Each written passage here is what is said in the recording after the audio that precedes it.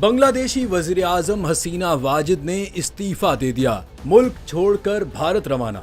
बैनुल-अक़वामी media के मुताबिक बांग्लादेशी फौज की जानिब से वजीर आजम हसीना वाजिद को मुस्ताफ़ी होने के लिए सिर्फ 45 मिनट की डेडलाइन दी गई थी। ज़राए के मुताबिक शेख हसीना वाजिद ने महफूज मकाम पर मुंतकली से कबल तकरीर रिकॉर्ड कराने की कोशिश की, मगर उन्हें तकरीर रिकॉर्ड कराने का मौका नहीं दिया गया। वजीर आजम शेख हसीना वाजिद की जानिब से इस्तीफा देने की खबर की तस्दीक भारत में मौजूद बांग्लादेशी हाई कमीशन ने भी कर दी है। बांग्लादेश के chief of army staff general Waker-uz-Zaman ने गुज़िश्ता रोज कहा था कि फौज हमेशा अवाम के साथ खड़ी रही है और अब भी खड़ी रहेगी। बांग्लादेशी आर्मी चीफ आज कौम से खिताब करेंगे, जबकि भारतीय मीडिया के मुताबिक हसीना वाजिद भारत रवाना हो गई हैं, जहां से वो फिनलैंड जाएंगी।